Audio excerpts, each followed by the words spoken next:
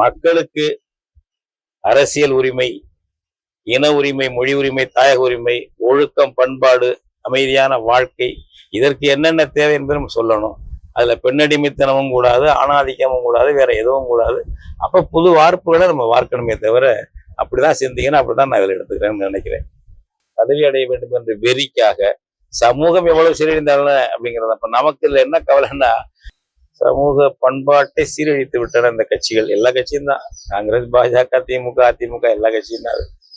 பதவிக்காக, கார்பரேட் நலன்களுக்காக, லஞ்ச லாவண்யங்களுக்காக நீ உங்காலத்தில் நடந்தா நான் கொண்டாடுறேன்டா. ஆக 2 பேருக்கு திமுக அதிபர் கொண்டாட்ட மனப்பான்மைதான். அவ்வளவுதான் தவிர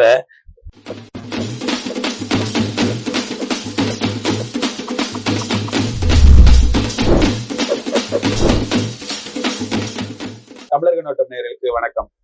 கடந்த 2 நாட்களுக்கு முன்னால் சென்னை அண்ணா பல்கலைக்கழக மாணவி ஒருவர் பாலியல் வல்லுறவுக்கு ஆட்பட்டு குற்றவாளி கைது செய்யப்பட்டிருக்கிறார். இந்த சம்பவம் குறித்தும், இதற்கு அரசியல் கட்சியுடைய எதிர்வினை குறித்தும், தற்கால சமூக சூழல் குறித்தும் தமிழ் தேசிய பேரியக்கத்தின் தலைவர் ஐயா பே மணியரசன் அவரோடு நாம் இன்றைக்கு உரையாட உள்ளோம். ஐயா வணக்கம். வணக்கம். வணக்கம். ஐயா, ஒரு 2 தினங்களுக்கு முன்னாடி சென்னையில இருக்க அண்ணா பல்கலைக்கழக வளாகத்தில் அங்க படிக்கக்கூடிய மாணவி தன்னுடைய ஆண் நண்பரோடு பேசிக்கிட்டு இருந்தப்ப ஒருவர் அவங்களை மிரட்டி, அவங்க பேசிக்கிட்டு தனிமையில இருக்கிறத வீடியோ எடுத்து அவரை மிரட்டி அந்த பெண்ணை பாலியல் வல்லுறவு காட்டு அவர் கைது செய்யப்பட்டிருக்கார். இந்த சம்பவம் பற்றி உங்களுடைய கருத்து? அந்த செய்திகளை படிக்கும் பொழுது மிக மிக கொடுமையாக, அவலமாக இருக்கிறது. இது போல சம்பவங்கள் நிறைய நடந்து கொண்டிருக்கின்றன. இது போல தமிழ்நாட்டில் சம்பந்தமில்லாத பொண்ணை அவங்க காதலனோட உட்கார்ந்துருந்தாக போயிருந்தா அவனை அடிச்சு வந்துட்டு அண்மையிலே சில மாதங்க வேற ஒரு செய்தி வந்தது. இது மாதிரி நடக்கிறது அடிக்கடி நடக்கிறது போல. இவங்க அதை வன்புணர்தல் செய்கிறது, கடத்தி கொண்டு போய் ஒரு பொண்ணை கூட இப்போ வேற எங்கேயோ ஒரு மாவட்டம் செஞ்சாங்க. இப்போ அது மாதிரி செய்கிறதெல்லாம் ரொம்ப அடிக்கடி நடக்குது. ஒரு கடந்த காலங்களில் எல்லாம் இந்த அளவுக்கு நடந்ததில்லை. கடந்த காலங்களில் இந்த அளவுக்கு நடந்ததில்லை. இப்போ திமுக ஆட்சி, அதிமுக ஆட்சி என்று பாகுபாடு இல்லை. மொத்த சமூக பண்பாட்டை சீரழித்து விட்டன இந்த கட்சிகள். எல்லா கட்சியும் தான், காங்கிரஸ், பாஜக, திமுக, அதிமுக, எல்லா கட்சியும் தான். பதவிக்காக, கார்பரேட் நலன்களுக்காக, லஞ்ச லாவண்யங்களுக்காக ஒழுக்கம், பண்பாடு, அதை பற்றியெல்லாம் அக்கறைப்படாத ஒரு அரசியல் நடந்து கொண்டிருக்கிறது. இப்போ எதிர்கட்சின்னு எடுத்துக்கிட்டிங்கன்னா, இப்போ அண்ணாமலையும் எடப்பாடியும் கொண்டாடுறாங்க. ஒரே கொண்டாட்டமா இருக்கு, ஆனந்த கூத்தாடுகிறார்கள். இந்த பொண்ணு சீரழிக்கப்பட்டு அவங்களுக்கு ஏதோ ஒரு பரிசீலிப்பு மாதிரி நினைக்கிறாங்க. 2026 தேர்தலில் திமுக வீழ்த்தி ஆட்சியை பிடிச்சறதுக்கு ஒரு பெரிய வாய்ப்பாக இதை பயன்படுத்தணும் என்று. நீங்க எப்படி சொல்லுங்க? ஆனா அண்ணாமலை இன்னைக்கு தன்னைத்தானே சவுக்குல அடிச்சுக்கிட்டு இருக்கிறாரு. அது எப்படி? அதுதான் சொல்றேன். தன்னைத்தானே சவுக்குல ஏன் அடிச்சுக்கிறாரு? அவர் என்ன குற்றம் அளித்தாரு? எதுக்காக? இந்த நாட்டுல குடியிருக்கிறதுக்காக? நாட்டை விட்டு ஓடி போயிரு. சவுக்குல அடிச்சுக்கிறியே, உன்னை நீயே அடிச்சுக்கிறதுக்கு காரணம் என்ன? மக்களுடைய கவனத்தை ஈர்த்து செயற்கையான அனுதாபத்தை உண்டாக்கி வாக்கு திருட வேண்டும் என்ற ஜேப்படி வேலையை தவிர அண்ணாமலை சவுக்கால் அடித்துக் கொள்வதில் என்ன அர்த்தம் இருக்கிறது? நீ உண்மையான ஆளா? நான் விட ஒரு கொஞ்சம் பேசிக்கிட்டு இருக்கும்போது ஒரு காவல்துறையில இருந்தவர் அவர் நிலையில வலதுசாரி நிலையிலிருந்து எதிர் அரசியல் பண்றாருன்னா நினைச்சான். இவ்வளவு கேவலமான நபராக இந்த அண்ணாமலை போவார் என்று நானெல்லாம் நினைக்கவே இல்லை. அது கையில செருப்பு போட மாட்டார். முருகன் கோயிலுக்கு போறேன், செருப்பு தூக்கிட்டு வர்றேன், என்ன ஜோட்டத்தை காட்ட? இந்த மாதிரி விஷயங்கள்லாம் காரி துப்பிட்டு போனோம் தமிழ் மக்கள். அவ்வளவு ஏமாளிகள தமிழர்கள். சர்க்கஸ் காட்டுறீங்களா? கொண்டாட்டம் கண்ணிக்கு யாரும் கொண்டாட்டம் இல்லை. அண்ணாமலைக்கும் அந்த தமிழிசை ஒரு பெண்ணு, ஆளுநராக இருந்த பொண்ணு, உடனே தாண்டி தப்பி பேட்டி கொடுத்து போராட்டம் நடந்தது. அதுக்கு என்ன தீர்வு சொல்லு? தீர்வு சொல்லு. எப்படி ஒழுங்குபடுத்தணும்னு கவலைப்படு. கொண்டாடுகிறார்கள். அவங்களுக்கு இது ஒரு ஒரு அதாவது கேளிக்கையாக போய்விட்டது. கேளிக்கை இல்லை, ஒரு இது காரியம் நல்ல நமக்கு லட்டு மாதிரி விழுந்திருக்கு வாக்கு சேகரிக்கிறதுக்கு. அப்ப நீ தமிழச்சியை எவ்வளவு மலிவா நினைக்கிற? சவுக்கால அடிச்சுக்கிட்டு பண்றேன்னா சவுக்கால அடிச்சு காயம்படாம சவுக்கா அடிச்சுட்டாரா? காயம்பட்டாச்சா? இல்ல 6 முறை தன்னை சவுக்கால அடிச்சுக்கிறாரு. ஆனா காயம்படல, ரத்தம் வரல. அதெல்லாம் பயிற்சியா என்னன்னு தெரியல, மேஜிக்கா என்னன்னு தெரியல. கேவலம் இந்த மாதிரி செய்யறதெல்லாம் ஒரு சுயநல வெறி, பதவி வெறி, பதவி அடைய வேண்டும் என்ற வெறிக்காக சமூகம் எவ்வளவு சீரழிந்தாலும் அப்படிங்கிறது. அப்ப நமக்கு இதுல என்ன கவலைன்னா, சமூகம் இவ்வளவு சீரழிஞ்சிருக்கு. இதே தினத்தந்தியில இந்த செய்தி வரும்போது ஒரு பக்கம் வந்து இருக்கு, முன்னாள் காதலியே கொல்றதுக்கு விரட்டி போனா ஒரு பையன் வாகனத்துல போய் மோதி கொள்றதுக்கு, அது தப்பிச்சிருச்சுங்கிறான். இது மாதிரி தினம் செய்தி வந்துகிட்டு இருக்கு, நிறைய நடக்குது. பலாத்காரங்க பண்றது, அது போல மக்கள் வெறி எடுத்து போய் கணவன் மனைவி ஒருத்தர் கொலை பண்ணிக்கிறது, வேறு காரணங்களுக்காக தாய் பிள்ளையை கூடுறது, பிள்ளை தாயை கூடுறது, அப்பனை கூடுறது, அண்ணனை கூடுறது, இது மாதிரி நிறைய நடந்துக்கிட்டு. தினந்தோறும் கொலை செய்திகள் இந்த மாதிரி வராமல் இல்லை. சமூகம் ரொம்ப ரொம்ப ரொம்ப சீர்கெட்டு போய்விட்டது. இதுக்கெல்லாம் என்ன காரணம்? அந்த நோய் நாடி நோய் முதல் நாடி என்பது போல இதுக்கெல்லாம் என்ன காரணம்? இந்த சமூகத்தை இப்படி ஒழுங்குபடுத்துறது என்று நீங்க ஆய்வு பண்றது. இப்ப வருத்தப்படணும், இந்த துயரப்படணும். நம்மெல்லாம் இருக்கிறோம், அரசியல் இருக்கிறோம், பொறுப்பு இருக்கிறோம், வளர்ந்துருக்கு. 21ஆம் நூற்றாண்டுல பண்படுறது போல இவ்வளவு மோசமா நடக்குது என்று துயரப்பட்டு மனசுக்குள்ளர இதுக்கு என்னன்னு தீர்வு தேடி, அந்த துயரம் வெளிப்படல, கொண்டாட்டம் தான் வெளிப்படுது. எடப்பாடி கிட்டே இருந்து அண்ணாமலை கிட்டே இருந்து கொண்டாடி வருது. அது போல இதெல்லாம் சகஜம்ப்பா, அப்படி தட்டி விட்டு போயிடலாம். அண்ணன் ஸ்டாலின் கம்பெனி ரகுபதி ஒரு அமைச்சர், கொஞ்சம் கூட சிம்பத்தி வேண்டாமாங்க இந்த சம்பவத்துக்கு? சராசரியா அவர் கணக்கு சொல்றாருங்க, சராசரியா இந்தியாவில நடக்குது, எங்களுக்கு கொஞ்சமா தான் நடக்குது. மனுஷன் ஐயா, ஈவிரக்கருக்கு ஐயா, இது மாதிரி இதுதான் இவ்வளவு நடக்குதான். சராசரியா ஒரு ஆண்டுக்கு இந்த மாதிரி வன்முறை கொலைகள் நடக்க இந்திய சராசரியை விட சொல்ல பாருங்க. தேசிய குற்ற ஆவண காப்பகம் இறுதியாக 2022ஆம் ஆண்டு வெளியிட்ட அறிக்கையின்படி பெண்களுக்கு எதிராக நடைபெறும் குற்ற வழக்குகளின் எண்ணிக்கை நாடு முழுவதும் 165 என்றால் தமிழ்நாட்டில் 24 என்ற அளவில் கட்டுப்படுத்தப்பட்டுள்ளது. இதெல்லாம் என்ன விராவிடாரா என்னன்னு தெரியல. அது வேற. பாலியல் வன்புணர்வு வழக்குகளின் தேசிய சராசரி 4.6 என்ற அளவிலும் தமிழ்நாட்டில் 0.7 என்ற அளவிலும் உள்ளது என்று இந்த மாதிரி நம்ம வீட்டுல நடந்தா நம்ம அப்படி கணக்கில் எடுப்போமா? ரத்தம் துடிக்க வேண்டாம்? அப்ப 2 கம்பெனி எப்படி இருங்க, திமுக அதிமுக, அந்த 3வது கம்பெனி பாஜக எப்படி இருங்க? எல்லாம் ஓட்டு வேட்டையாடுறது, இதுக்கு பயன்படுத்துறது, எதிரியின் ஓட்டு வேட்டைக்கு இது பயன்படக்கூடாது என்பதுல மட்டுமே கவனம் திமுகவுக்கு.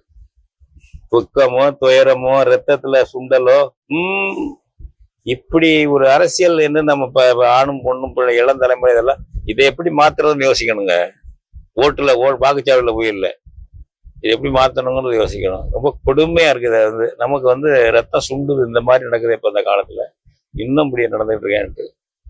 பொதுவா இது மாதிரி சம்பவங்கள் நடக்கின்ற பொழுது ஆளும் கட்சி எதிர்கட்சியை குற்றம் சொல்வது, எதிர்கட்சி ஆளும் கட்சியை குற்றம் சொல்வது தொடர்ந்து நடந்துட்டு. இப்ப இந்த சம்பவத்திலே அந்த ஞானசேகரன் என்பவர் திமுகவை சேர்ந்தவர் என்றும் இல்லை என்றும் மாற்றி மாற்றி இது பண்ணிக்கிறார். ஏற்கனவே கள்ளக்குறிச்சி சம்பவத்திலே அப்படி நடந்தது. அந்த சம்பவத்தில் தொடர்புடையவர் கைது செய்யப்பட்ட போது அவர் வீட்டுல திமுக தொடர்பான அந்த படங்கள்லாம் ஒட்டப்பட்டது. இவர்கள் என்ன சொல்றாங்கன்னா, ஏற்கனவே பொள்ளாச்சி சம்பவத்தை நீங்க குற்றவாளிகளை கண்டுபிடிச்சு நடவடிக்கை எடுத்தீங்களா? நாங்க 3 மணி நேரத்திலே கண்டுபிடிச்சோம். இன்னைக்கு உயர்கல்வித்துறை அமைச்சர் கூட சொல்லியிருக்காரு, 3 மணி நேரத்திலே காவல்துறை விரைந்து நடவடிக்கை எடுத்து குற்றவாளிகள். இப்படி ஒருவரை மாற்றி ஒரு குற்றம் சொல்லி கொண்டிருக்க இந்த பற்றி நீங்க என்ன கருதுறீங்க? இதுதாங்க திராவிட கலாச்சாரம், இந்திய தேசிய கலாச்சாரமா ஆயிருக்கு.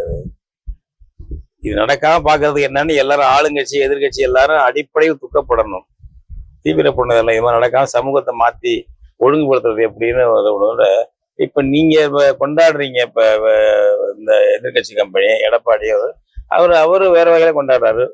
நீ உன் காலத்துல நடந்தா நான் கொண்டாடுறேன்டா. ஆக 2 பேருக்கு திமுக அதிபர் கொண்டாட்ட மனப்பான்மை தான். அவ்வளவுதான். தவிர இந்த ரகுபதி அறிக்கை தினத்தெல்லாம் முழுசா போடுவாங்க. ஒரு துயரமோ துயரமோ வெளிப்படல, சவடால் தான் வெளிப்படுது. சவடால் உன் ஆட்சி எப்படி நடக்குது, வடநாட்டுல எப்படி நடக்குது, எங்க நடந்தாலும் ஒரு துயரை போடணும். நம்ம மண்ணில் நடக்கக்கூடாது. நம்ம எல்லாம் அரசியல் இருக்கிற 50 வருஷமா 55-60 வருஷமா திராவிட பேரியோட ஆட்சி நடத்திட்டு இருக்கோம், வரோம். பண்படுத்தணும். அல்லது பண்படுத்தணும், இதுக்கு என்ன தீர்வு, நம்ம பண்ணதுல என்ன எர்ரர் அல்லது என்ன மாற்றி அமைக்கணும் என்று பொறுப்பா சிந்திக்கணும், சமூகமே சிந்திக்கணும். இப்ப நான் என்ன சொல்றேன்னா, இப்ப நம்மளும் கூட இவங்களை குற்றம் சொல்லிட்டு ஒதுக்க கூடாது.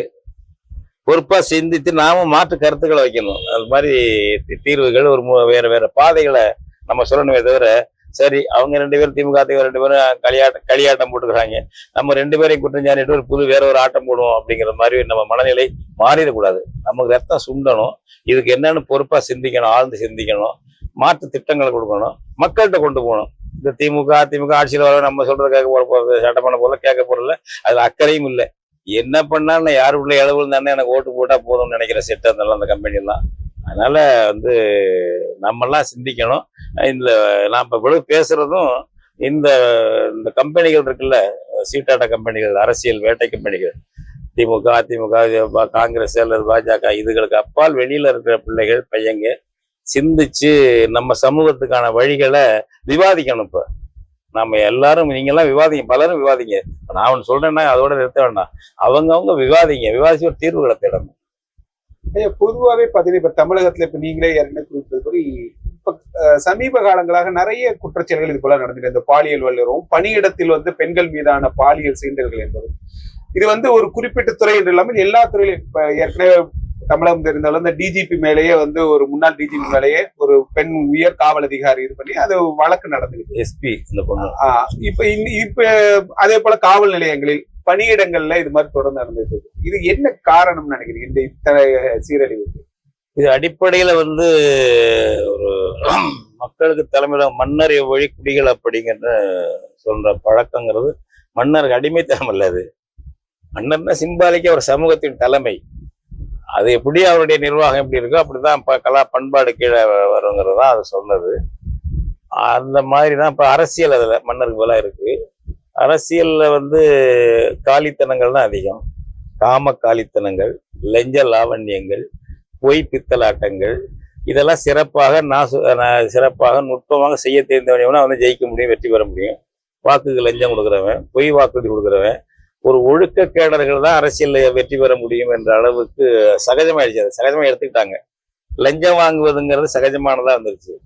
அந்த சமூகத்துல பாலியல் ஒழுக்கம், பண்பியல் ஒழுக்கம்லாம் எப்படி இருக்கும்? அதுல மாற்றம் வரணும். அதுல மாற்றம் வருவதற்கு இப்ப என்ன செய்யணும்னா, சிந்தனை துறையினர் இருக்காங்கல்ல, அறிவாளி மக்கள், இன்டெலெக்சுவல்ஸ் இருக்காங்க, துணிச்சலா அண்டி பிழைக்கும் உலகில விட்டுட்டு கருத்துக்கள் சொல்லணும், வெளியே வரணும். இப்ப இது அப்படியே பொறுமிக்கிட்டு இருக்க, நம்ம பேர் மாதிரி நிறைய பேர் இருப்பாங்க, பொறுமிக்கிட்டு இருக்கவங்க. முன்னாள் நீதிபதிகள் இருப்பாங்க, பெரிய பெரிய அறிவாளிகள் இருப்பாங்க, எழுத்தாளர் இலக்கியவாதிகள் எல்லாம் பொறுமிக்கிட்டு இருப்பாங்க. நீங்க கூச்சத்தை விட்டு தயக்கத்தை விட்டு வெளியில பேசணும். நீங்க ஒரு குழு அமைத்து கூட இதை என்ன சீர்த்தலாம் அந்த சமூகத்தை, தினந்தோறும் செய்தித்தாள் அப்படி வந்துட்டு இருங்க, இந்த மாதிரி வந்துட்டு இருக்கு. 1-2 நடக்கத்தான் செய்யும். இது சகஜமாயிடுச்சு, வளர்ந்துருச்சு அதிகமா. இதை என்ன செய்யலாம் அப்படிங்கிறதுக்கெல்லாம் சொல்லணும். உதாரணமா என்னுடைய கருத்தை நான் சொல்றேன். இப்ப மேற்கத்திய பாணி என்பது அப்படியே இங்க எடுத்துக்க வேண்டிய அவசியம் இல்லை. அப்படி எடுத்துக்கிட்டா இப்ப நம்ம 2 கட்டானா இருக்கிறோம். மேற்கத்திய பாணி பெண் உரிமை வேணும் அப்படிங்கிறது பேசுறோம், கலாச்சாரம் வேணுங்கிறோம். ஆனா கருப்பு அடுத்தவனோட போனாக்க புண்டாட்டியை வெட்டி கொள்றது அதுவும் நடந்துகிட்டு இருக்கு. இந்த விஷயங்கள் நடந்துகிட்டு இருக்கு. இது இடைப்பட்ட ஒரு பெண் சுதந்திரமும் ஆண் சுதந்திரமும், ஆணுக்கும் வரம்பு வேணும், கட்டுப்பாடு வைக்கணும்.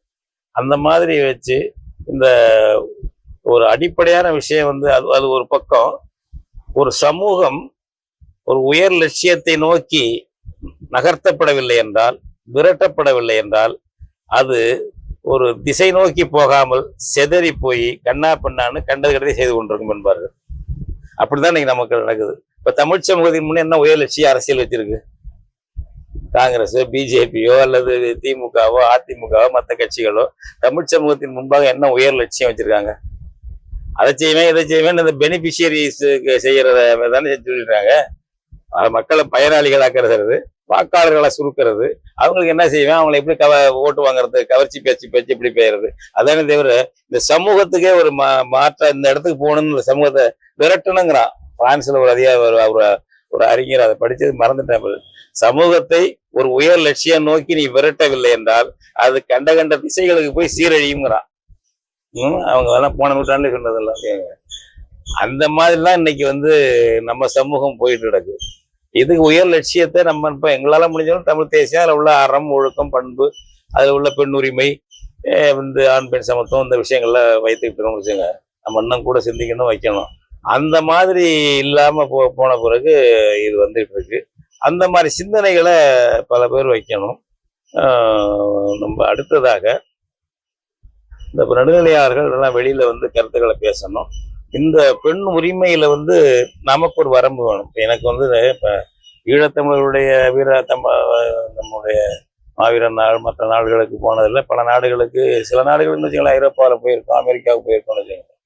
அப்படி போகும்போது பார்த்ததுல வந்து அங்க இருக்கிற நிலைமை வேற.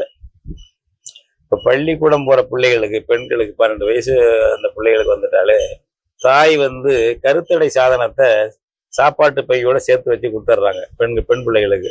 ஏதாச்சும் நடக்கும் அப்படின்னு நடந்தா அவங்களுக்கு பெருசு இல்லை, அது இதை போட்டுக்கங்கிறது தான். அது வன்முறைக்கு அவங்க உடன்படாமல் இல்லை, விரும்பினாங்க அப்படி விரும்ப மாதிரி. 14 வயசு பையன் பொண்ணு கேர்ள் ஃப்ரெண்டு இல்லைன்னா அவன் வந்து இம்பார்ட்டண்டோ ஆண்மையற்றவனோ அப்படிங்கிற சந்தேகம் பெற்றோருக்கு வந்துருதாங்க, சொல்லுவாங்க. அப்படி போகலாம் தெரியலாம், அப்புறம் கல்யாணம் பண்ணிக்கலாம், போகலாம் வரலாம் அப்படிங்கிற மாதிரி பண்ணிட்டு நாங்கள் என்னாச்சுன்னா, சமூகத்துல ஒரு பற்று பாசம், குடும்பத்திலையும் பற்று கிடையாது, பாசம் கிடையாது, ஒட்டுறவும் கிடையாது. ஒரு மெக்கானிக்கலான சம்பளம் வாங்குறாங்க, ஏதோ வாழுது ஒரு இந்த வாழ்க்கை நுகர்வியமா போயிடுச்சு. அதுல சமத்துவம்னு இருக்கு.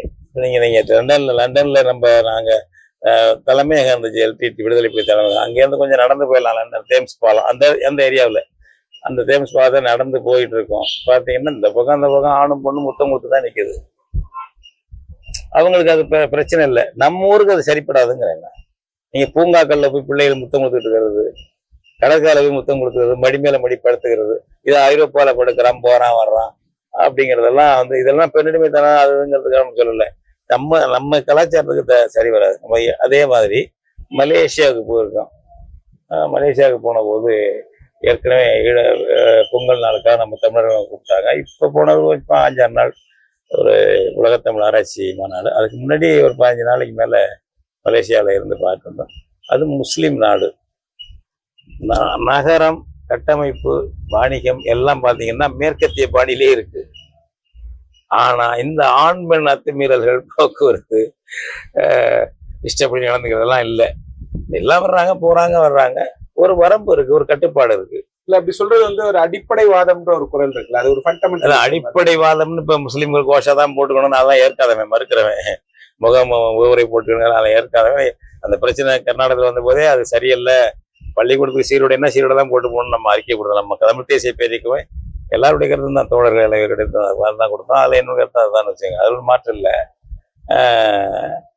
ஆனா அந்த ஐரோப்பிய சீரழிவு இல்லைங்கிறேன். அவன் வந்து வேற ஐரோப்பால இருந்து சில இதை எடுத்துக்கிட்டு செய்யறாங்க. இப்ப அது மாதிரியே மலேசியா எல்லாத்தையுமே அதே மாதிரி பண்ண வேண்டாங்கிறாங்க. நீங்க லண்டன் மாதிரியா அது மாதிரி யுஎஸ்ஏ மாதிரியும் பண்ண வேண்டாம், மலேசியா மாதிரியும் பண்ண வேண்டாம். இடைப்பட்டதுல நமக்கு பாதுகாப்பான அளவுல ஆண் பெண் உரிமை வச்சுக்கோங்க, பாலியல் இதெல்லாம் வச்சுக்கோங்க, உறவுகளை வச்சுக்கோங்க, போங்க வாங்க, சுதந்திரத்தையும் வச்சுக்கோங்க என்பதுதான். அப்படிதான் நம்ம சிந்திக்கணும். அப்படி இல்லாமல் அப்படி இருக்க பெண் உரிமை இங்க வந்து அதை வந்து அந்த காலத்துல இருந்து பேசி இது பண்ணிட்டாங்க. இப்ப இவரெல்லாம் வந்து பெரிய ஒரு சர்ச்சையே வந்துச்சு. அவங்க எல்லாம் வந்து சேலத்துல மாநாடுனாங்கன்னு கணவன் மனைவியோட இருந்துகிட்டே, மனைவி கணவனோட இருந்துகிட்டே ரத்து பண்ணிக்காலே அடுத்தவனோட தொடர்பு வச்சுக்கலாம், ஆண் வச்சுக்கலாம், போகலாம், ஆண் வச்சுக்கலாம், ஏன் பெண் வச்சு கூடாதுன்னு தீர்மானம் போட்டாங்கன்னாங்க. அப்புறம் அதுக்கு எதிர்ப்பு வந்தோம்னா நாங்க அப்படி போடலைன்னாங்க. அது ஒரு சர்ச்சை அந்த அளவுக்கு இருக்குன்னு வச்சுக்கோங்க. அந்த மாதிரி இருக்கு. தமிழ்நாட்டுல வந்து இந்த பாலியல் ஊக்கத்தை சொல்லியே அரசியல் வளர்த்த கட்சி திராவிடம். நீங்க அவரு பெரியார் வந்து பெண் உரிமைங்கிற அடிப்படையில ஒரு வரம்பு மீறி சில இதுகளை பண்ணிக்கிட்டு இருந்தாரு பேர்னு வச்சுங்க. ஆனா நடைமுறையில ஒரு காம தூண்டல்லையே, இப்ப நீங்க கம்பராமாயணத்தை பத்தி எழுதணும்னாக்க அண்ணாவிட்ட நான் கேட்கிறேன், நான்லாம் அவரை மதிக்கிறவன் தான், அந்த மதிக்க வேண்டிய அளவுக்கு மதிக்கிறேன்.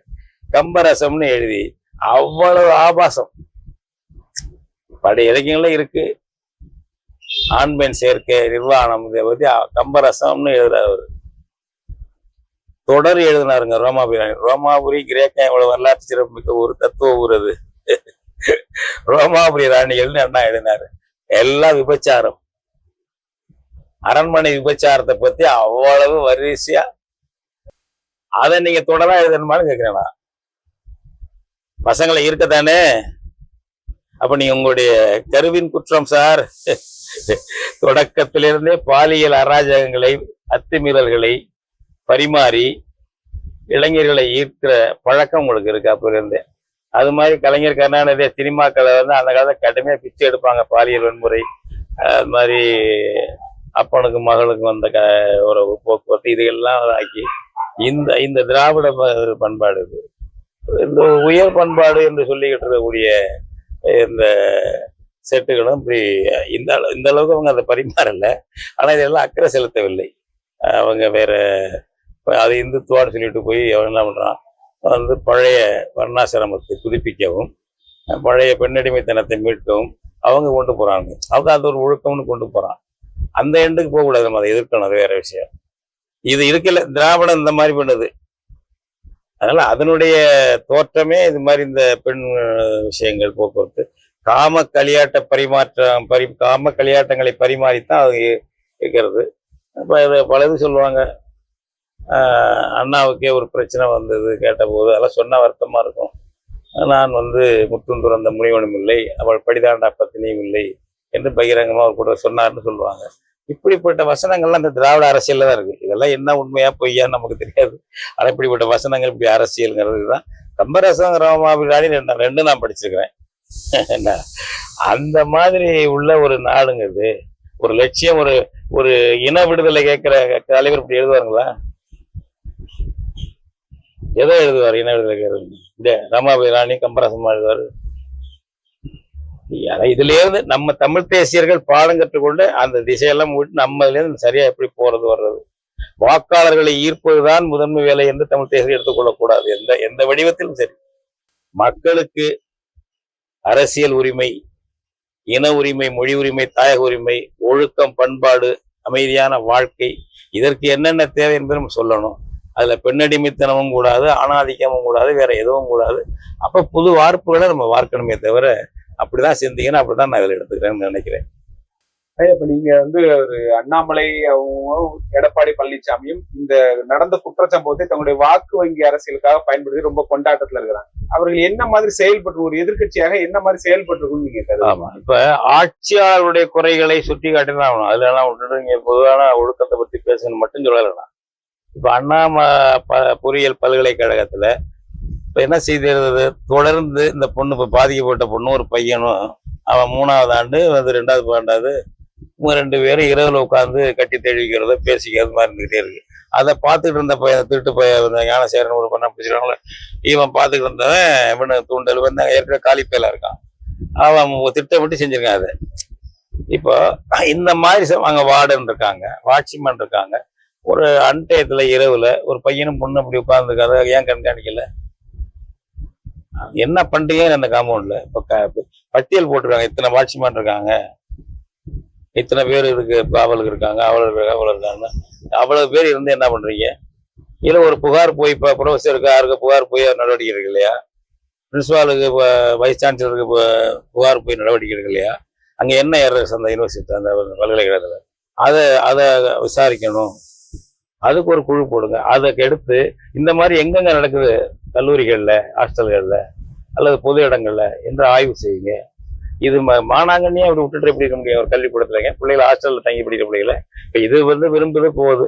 எத்தனை பெற்றோர்கள் இன்னைக்கு வைத்த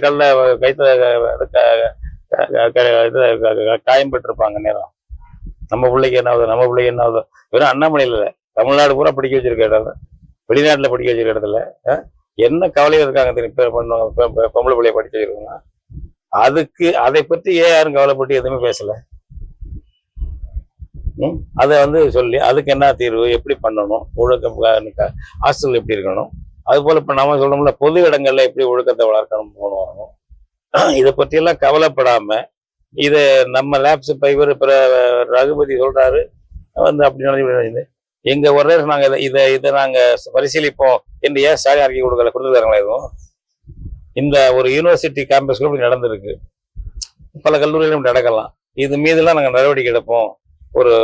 ஒரு கெடுபிடி பண்ணி ஒரு ஒடுக்குமுறை பண்ண வேண்டாம். இந்த பண்பாட்டு சீரழிவுகள் வரக்கூடாது. பிள்ளைகள் படிக்கிற இடத்துல மற்ற பிள்ளைகளுக்கு அந்த இதாயிரம் பரவும் உள்ளது. அதுக்கு ஆளுங்கட்சி எதிர்கட்சி ரெண்டு தரப்புமே அதை பத்தியே கவலைப்படலைங்க. அந்த மாதிரி விஷயங்கள் இருக்கு, நிர்வாகங்கள்ல உள்ள கோளாறு இருக்கு. இதை சரி பண்ணணும், போகணும், வரணும். நம்ம என்னென்ன இதை சரியா நடக்கணுங்கிற ஆலோசனைகளையும் சொல்லணும் அரசுக்கு. அரசு திருந்தாங்கிறத அடுத்தது. யோக்கியமான நேர்மையான அரசு இல்லை, நான் சொல்றேன். அது பாலியல் பாதையில் அது அரசியல் வளர்த்த கட்சின்ட்டு. ஆனா எதிர்கட்சிகள் நீ பொறுப்பா இருந்தீங்கன்னாக்க, உத்தமனா இருந்தீங்கன்னா, இந்துத்துவ பேர உத்தமன் அண்ணாமலை அதெல்லாம் தெரிஞ்சுக்கணும். ஒரு பெண்ணு, ஒரு அனுபவம் உள்ள ஒரு பெண்ணு தமிழிசை, அதுல யோசனை சொல்லணும். பொறுப்பா ஒரு தாயாகவும் சொல்லணும்ல. வெறுமனே எதிர்கட்சி தலைவி வேலை இது பண்ணிட்டு இருக்கீங்களா?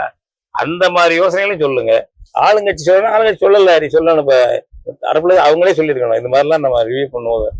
இவனுக்கு தண்டனை வாங்கி கொடுப்போம், இவனுக்கு தண்டனை சீக்கிரம் வாங்கி கொடுக்கணும், அதுக்குள்ள சீக்கிரம் போடுவோம், முடிப்போம். இதெல்லாம் என்ன கண்துடைப்பு வேலை தானேங்க அது. இந்த மாதிரி பல விஷயங்களை வைக்கணும். இப்ப நாங்க உங்க மேல ரெண்டு தரப்பு மேலே இந்த கட்சிகள் ஆளுங்கட்சி குற்றம் சொல்றோம். லட்சியம் உள்ளவங்களுக்கெல்லாம் நீங்க வாக்கு வேட்டையாடிகள், களியாட்டங்களை, மக்களை களியாட்ட மனப்பான்மையில, கேளிக்கை மனப்பான்மையில வச்சிருந்து களவாடுபவர்கள் வாக்குகளை, அதை வாக்காளர் இருந்தா போதும் நினைக்கிறவங்க, அந்த மாதிரி கெடுத்து விட்டீர்கள் என்பது ஒண்ணு. ஆழமா பெண் உரிமையிலா மேற்கத்திய பாணியை 100 பின்பற்றுவதா, நமக்கான ஒரு பாணியை உருவாக்கி கொள்வதா நம்ம சொல்றோம்ல. அது மாதிரி நீங்க சொல்லுங்க, யாரும் சொல்றீங்களா? அது மாதிரி நம்ம வரணும். பொதுவாகவே குடும்பங்கள்ல அமைதி இல்லாம, உறவுகள்ல மனிதர்கள் இல்லாம அப்படியே கொலைகள், அதுவும் எதுவும் இது இந்த பக்கம் ஜாதி அடிப்படையில கொலைகள், தகராறு, வன்முறைகள் பெருத்து கொண்டே இருக்கின்றன தமிழ்நாட்டில். இவையெல்லாம் பத்தி தரவா நம்ம தமிழ் சமூகத்தை ஒரு ஓவராயில் பண்றதுக்கான வேலை திட்டங்களை எல்லாரும் ஒருத்தரே சொல்லிட வேண்டாம், ஒருத்தரை கொஞ்சம் கொஞ்சமா சொல்லி முழுமைப்படுத்தி செய்யலாம்ல. தமிழ் தேசிய பேரியக்கத்தின் சார் இப்படி சிலவற்றை நம்ம சொல்றோம். மற்ற அறிவாளிகளும், அக்கறை உள்ள நண்பர்களும், பெரியர்களும், நடுநிலையாளர்களும், சான்றோர்களும் கருத்துக்களை சொல்லுங்க, குழுவா சொல்லுங்க என்று நம்ம கேட்டுக்கிறோம். இந்த மாதிரி இந்த கட்சிகள் ஏதாவது சொல்லியிருக்கா? இன்னைக்கு சொல்லலைன்னா பரவாயில்ல, இனிமேலாவது சொல்லுங்க. சொல்லலைன்னா பெரிய குற்றம் இல்லை, சில நாள் தானே ஆகுது. இனிமேலாவது அந்த முயற்சியை எடுத்து நம்ம தமிழ் சமூகத்தை மறுவார்ப்பு செய்வதற்கு எல்லாரும் இந்த மாதிரி கருத்துக்களை பரப்பி நம்ம செஞ்சோம்னா எல்லாருக்கும் பயனுள்ளதா இருக்கும், பாதுகாப்பாகவும் நம்ம பிள்ளைகளுக்கு இருக்கும். 90கள் வரைக்கும் பள்ளி கல்வி கூடங்கள்ல எம்ஐ மாரல் இன்ஸ்ட்ரக்ஷன் ஒரு வகுப்பே தனியா இருந்தது. ஆனால் அதற்கு பின்னால் அந்த கல்வி வணிக சூழலில் மெல்ல மெல்ல இன்றைக்கு மாறிட்டு, இன்னும் சொல்ல போனால் கணிதம், அறிவியல் மட்டுமே முதன்மையான பாடங்கள் என்கின்ற இது மொழி பாடங்கள் கூட 2ஆம் இடத்தை தள்ளப்பட்டது. சில முக்கியமான கல்வி நிலையங்கள்ல இந்த கலை இலக்கிய படிப்புகளே இல்லை, குறிப்பா ஆர்ட்ஸ் அந்த குரூப்பே இல்லை. இந்த எம்ஐ போன்ற வகுப்புகள், அதாவது இந்த அறநெறி ஒழுக்க வகுப்புகள் நடத்தப்படுறது இல்லை. இப்ப இதை பற்றி நீங்க என்ன கருதுறீங்க? இதை பத்தி காந்தி தான் வருது. காந்தி அடிகள் ஒரு முன்மாதிரியான கல்வி திட்டத்தை வகுத்தாரு. அவர் வகுத்ததுல சிலது நம்ம பக்தி சார்ந்தது விட விட்டுறலாம், தொழில் சார்ந்தது, ஒழுக்கம் சார்ந்தது, அறம் சார்ந்தது, நேரம் தவறாமை சார்ந்தது, நம்ம மரபுல உள்ள தேவையானவற்றை பின்பற்றுவது, இதெல்லாம் இருக்கும். ஏன்னா நான் ஆசிரியர் பயிற்சி படிக்கும்போது, செகண்டரி டீச்சர் ட்ரைனிங் நம்ம படிக்கும்போது துவக்கத்தில் அப்போல்லாம் தமிழ்நாடு முழுக்க அரசு ஆசிரியர் பயிற்சி பள்ளிக்கூடங்கள் காந்திய முறைப்படிதான். காங்கிரஸ் ஆட்சியில் அதை கொண்டு வந்தாங்க, திமுக ஆட்சியில உடனடியாக அதை நீக்கல, அப்புறம் போக போக நீக்கினாங்க. இப்ப நீக்கிட்டாங்க முழுசா. படிப்போம்னா அந்த மாதிரி உளவியல் சொல்லி தருவாங்க. இன்னைக்கு நான் உளவியல் கொஞ்சம் கொஞ்சம் பேசுறேன், லைட்டா கொஞ்சம் கொஞ்சம் பேசுறேன். எங்களுக்கு அதுல இருந்த சைக்காலஜி தான். ஆமா, அது மாதிரி மாண்டிசோரியை பற்றியோ மற்றவங்களை பற்றியோ, குழந்தை உளவியல், கல்வி உளவியல், இதெல்லாம் சொல்லி தருவாங்க. நீங்க இந்த மாரல் இன்ஸ்ட்ரக்ஷன், அறம் பற்றிய வகுப்பு வச்சோம்னா, இவங்க இன்னைக்கு உள்ள அமைச்சர்களை ஒத்துப்போட்டு அரசியல் தலைவர்களை ஒப்பிட்டு பார்ப்பாங்கல்ல. இப்ப ஆணும் பொண்ணும் பார்க்க முடியல, இவங்க அம்பலம் ஆயிடுவாங்கல்ல. மன்னர்கள் ரீதியா நடந்த கதையை வச்சுன்னு வச்சுங்க, மனுநீதி சோழன் கதையோ, பொற்கை பாண்டியன் கதையோ, சிலப்பதிகாரத்துல உள்ள பாண்டியன் தப்பா தீர்ப்பு செத்து போன கதையோ சொன்னீங்கன்னா இந்த கதை என்ன வருது? அதனால அற ஒழுக்க பாடம் என்பது இன்றைய அரசியல்வாதிகளுக்கு எதிரானது, பகையானது. அது தேவையில்லை. இன்னைக்கு படிப்பு என்ன? உங்களுக்கு கணக்கு போட தெரியணும், பணம் காசை கூட்ட தெரியணும், கழிக்க தெரியணும், வகுக்க தெரியணும், வேலை நேரத்தை பத்தி தெரியணும், மற்ற எங்கேயாவது ஒரு கம்பெனில போய் வேலை பார்க்க தெரியணும். அதுக்கு மனித எந்திரங்களை தயார் பண்ணுவது என்பதுதான் அவங்களுக்கு தேவை. மனிதத்தை தயார் பண்ணுவதல்ல. தொழில் வணிக வேட்டையாடிகளுக்கும் மக்கள் நுகர்வோராக இருக்கணும், கட்சி தலைவர்களுக்கு மக்கள் வாக்காளர்களாக இருக்கணும், அரசுக்கு பெனிஃபிஷியரி பயனாளியாக இருக்கணும். இந்த தொழில் வணிகங்களுக்கு தேவையான ஆட்களை தயார் பண்ணணும், கூலி ஆட்களை தயார் பண்ணணும். கூலி ஆட்கள் தயார் பண்ணக்கூடிய நோக்கம் தான் பிரதான நோக்கம். எந்தெந்த படித்தா என்ன கூலி வேலைக்கு போகலாம் அப்படிங்கிறதானே தவிர அதுதான் நோக்கம். அதுக்கானதில் போய் அறம் போக்குவரத்தெல்லாம் தேவை, இடைஞ்சலா போயிடும் என்றதான் திட்டமிட்டு அதெல்லாம் எடுத்துறது. அது நீங்கள் சில பள்ளிக்கூடங்கள்ல விளையாட்டு வகுப்பே சரியா இருக்காது. இப்போ நாங்கள் படிக்கும் போதெல்லாம் வாரத்தில் 2 நாளாவது விளையாட்டு வகுப்பு இருக்கும். இப்போ அப்படியெல்லாம் இருக்கு. விளையாட்டு திடல் இருக்கணும், விளையாட்டு திடல் இருக்கணும். விளையாட்டு வகுப்பு பீரியட்னு விளையாட்டு பீரியடு உண்டுங்க, விளையாட்டுக்குன்னு ஆசிரியர்கள் உண்டு. அது மாதிரிலாம் இல்லையே இப்போ எல்லாம். அந்த மாதிரி எல்லாவற்றையுமே நான் சொல்றது மெயின் பெருங்குழுமங்கள். இப்போ அதானி அம்பானி சொல்றோம், ராக்பெல்லர்னு சொல்றோம், அவன்னு சொல்றோம் பாருங்களேன். இந்த மாதிரி பெரும் குழுமங்களுடைய அது சீர்கெட்டது. அது முதல்ல அதான் சீர்கெட்டுச்சு. இது அடிக்கடி சொல்றதுனால நினைப்பாங்க, முதலாளிய வளர்ச்சியை பற்றி மார்க்ஸ் எழுதும்போது பார்த்தா ஒன்று ரூபா தான் முதன்மை ஆயிடுச்சு, காசு தான் முதன்மை ஆயிடுச்சு, மனித உறவெல்லாம் கீழே போயிடுச்சுடான்னு எழுதுவாரு. மனித உறவுகளை வெறும் ரொக்கப்பட்டுவாடாவாக இந்த முதலாளித்துவ உற்பத்தி முறை மாற்றிவிட்டது. மனித பாசம் என்பது பணம் என்ற பனிப்பாறைக்குள் மூழ்கி குறைந்து விட்டது அப்படின்னு எல்லாம் எழுதுவார். 19ஆம் நூற்றாண்டுலேயே கதை. அப்படின்னா அவங்க 20ஆம் நூற்றாண்டு 21ஆம் நூற்றாண்டு பல மடங்கு பெருகிருச்சு. அதுக்கு அவர் சோசியலிச தீர்வா சொன்னாரு, அது போயிடுச்சுன்னு வச்சுக்கோங்க. இப்ப அது பல மடங்கு விட்டது. மனித வாழ்க்கை என்பது வெறும் ரொக்கப்பட்ட வாடா. தாய்க்கும் மகனுக்கும் பிள்ளைக்கும் அப்பனுக்கும் உள்ள உறவு, அண்ணன் தம்பி உள்ள உறவு. இப்ப சமூக சீர்கேடுகள் வரும். இதையெல்லாம் மாற்றி அமைக்கிறதுக்கான மாற்று திட்டங்களை கம்யூனிஸ்ட்லேருந்து எடுத்துங்க, சரியான கருத்துக்களை காந்திகிட்ட இருந்து எடுத்துக்கங்க, உங்க சிந்தனையிலேருந்து இதை எடுத்துக்கிட்டு இது மாதிரி நம்ம எடுத்து தமிழர்களுக்கு ஒரு புது வடிவமான கல்வி கொண்டு வரணும். ஒரு இதுலேருந்தெல்லாம் நம்ம ஆழ்ந்து கற்றுக்கணும். இதெல்லாம் கற்றுக்கொண்டு எப்படி செய்யறது நம்ம சிந்தித்து தான் அதை முன்வைக்கணும். இப்போ எல்லாரும் சிந்திச்சு வைங்க. இப்போ நாளைக்கே அது மாத்திர போறதில்ல, நம்ம இப்பொழுதே ஆரம்பிங்க, அந்த மாதிரிலாம் தீவிரமா ஆரம்பிங்க என்பதுதான் என்னுடைய வேண்டுகோள். ஐயா, நீங்க தமிழனுடைய ஒரு நீண்ட பரப்புல பாத்தீங்கன்னா மிக நெருக்கமாக இருக்கிறது என்பது ஒரு அறமும் ஒழுக்கமும் தான். சக உயிர்கள் மீது ஒரு அன்பு செலுத்துவது என்பது. நீங்க காப்பியங்கள் கடந்து பக்தி இலக்கியங்கள் கடந்து அற இலக்கியங்கள் என்றே ஒரு பெரிய தொகுப்புகள் இருக்கு. ஆனால் அந்த பின்னணியில் ஒரு தமிழ் சமூகத்தை இன்னும் சொல்ல போனா, இப்போ நீங்க வள்ளலார் காலத்துல வாடிய பெயரை கண்ட போதெல்லாம் வாடினேன். ஆனால் சக மனிதர்களை துன்புறுத்தி அதில் ஒரு இன்பம் காணுகின்ற, அது பாலியல் ரீதியாகவோ அல்லது அரசியல் ரீதியாகவோ அல்லது சாதி ரீதியாகவோ என்ற இந்த பிற்போக்குத்தனங்கள் இவ்வளவு வளர்ந்து போயிருப்பதற்கு என்ன காரணம் நீங்க கருதுறீங்க? நீங்க சொன்னதிலே பதில் இருங்க. அறமற்ற சமூகமாக மாற்றப்பட்டு விட்டதுங்க. அறமற்ற அரசியல் நடக்குது.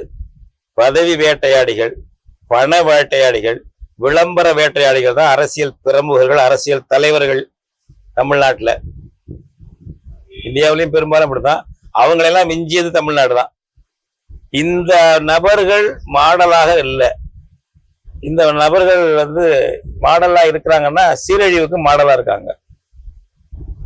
அதனால ஒரு ஒரு அறம், ஒரு பண்பாடு, ஒழுக்கம் என்பது எல்லா வகையிலும் சீரழிஞ்சு போய் சாதிய தீவிரவாதம் அதிகமா இருக்குல்ல. நீங்க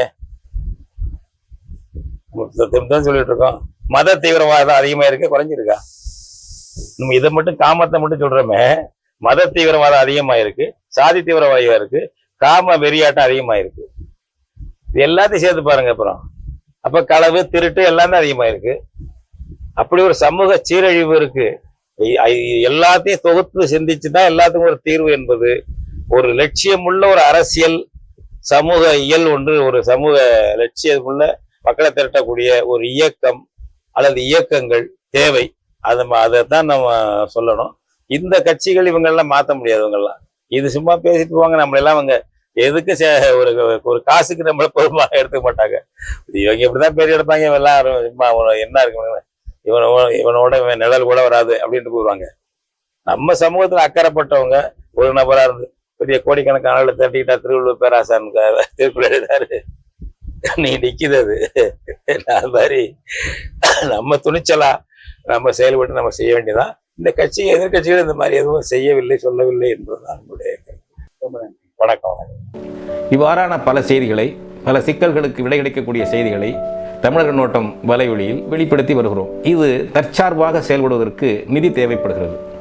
இந்த நிதியை நம்முடைய மக்களாகிய நீங்கள் தான், இளையோரும் பெரியோரும் நண்பர்களும் தோழர்களும் சான்றோரும், நீங்கள் உங்களால் இயன்ற அளவு என்ன இயலுமோ அந்த நிதியை வழங்குமாறு அன்போடும் உரிமையோடும் கேட்டுக்கொள்கிறேன். உங்களுக்கு நன்றி உணர்வோடும் பொறுப்புணர்வோடும் தமிழர்கள் நோட்டம் செயல்படும் என்பதை உறுதி தெரிவித்துக் கொள்கிறேன். நன்றி, வணக்கம்.